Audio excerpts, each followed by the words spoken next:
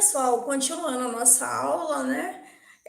Nesse processo de redemocratização do país e de reforma administrativa, termina o governo do José Sarney e dá início, então, o governo Collor, né? Fernando Collor de Mello.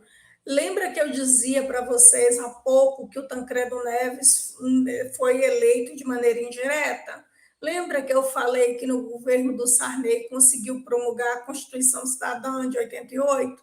Então, nessa Constituição Cidadã, conseguiu se aprovar o voto direto. E aí, o Fernando Collor, ele foi eleito, ele foi o primeiro presidente eleito, né, por voto direto. Só, gente, que era o seguinte, foi uma loucura, assim, sabe? Quando eu estou dizendo que foi uma loucura, porque eu acompanhei o processo de eleição do Collor, né? Assim também como eu acompanhei o seu processo de impeachment, foi um momento muito delicado, porque o país estava naquela euforia de poder eleger, né? Os cidadãos iriam à urna para poder eleger o seu primeiro presidente.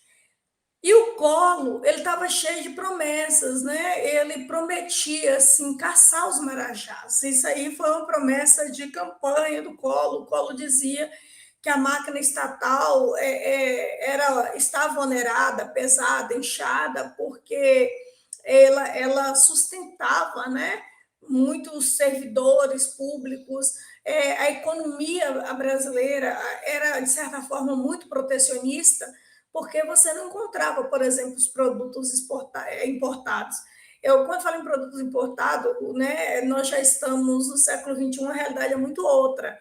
Mas, por exemplo, essa quantidade de produtos de outros países, da coisa mais simples, né, do produto chinês mais simples que a gente encontra, naquela época não existia isso, né? Havia um predomínio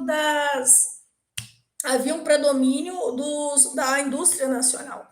E eu me lembro que quando o Fernando Collor abriu o país para o mercado internacional, os carros nossos, né, eles foram chamados de carroça, assim, de tão sucateados, sem tecnologia que eles estavam, entendeu?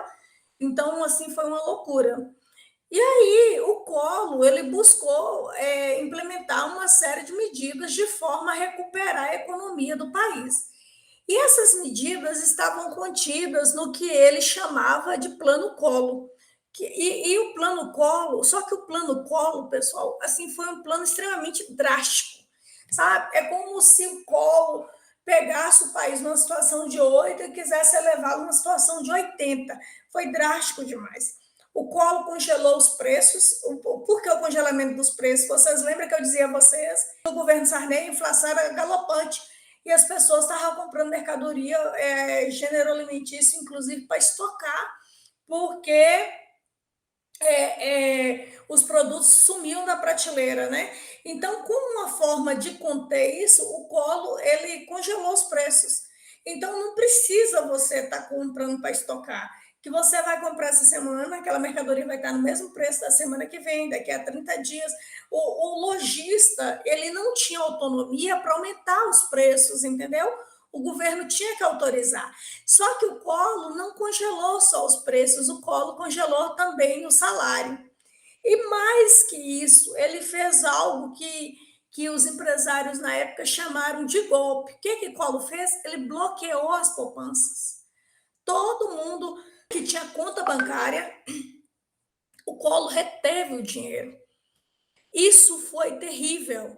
Teve empresários na época que se matou, entendeu? Por quê? Porque da noite para o dia a pessoa se viu totalmente sem dinheiro, né? No popular, sem eira e nem beira. Eu me lembro, eu trabalhava como assistente financeira de um colégio na Bahia, e a gente tinha conta no banco, acho que era o Banco do Estado.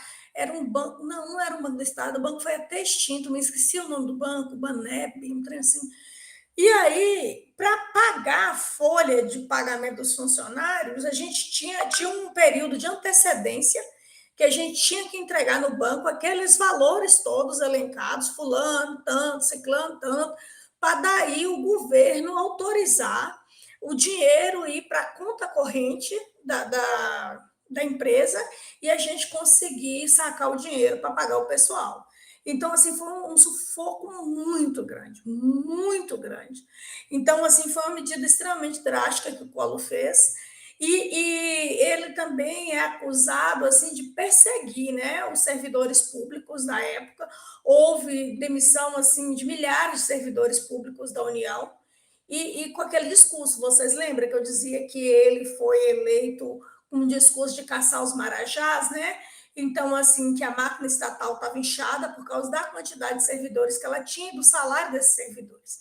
Então, ele levou muitos servidores a se demitir, né? E há alguns autores alegam que essas reformas de Collor não foram, não houve estudo, não houve debate, entendeu? Não foram analisadas com critérios mais rigorosos que deveriam ter ocorrido, né? Já que é algo tão grande, tão drástico. O Collor também estabeleceu o Programa Nacional de Desestatização. Então, no governo do Collor, muitas empresas públicas foram privatizadas, né? E aí a gente pode também apontar um problema para onde foi o dinheiro dessa privatização, porque havia uma acusação muito grande, né?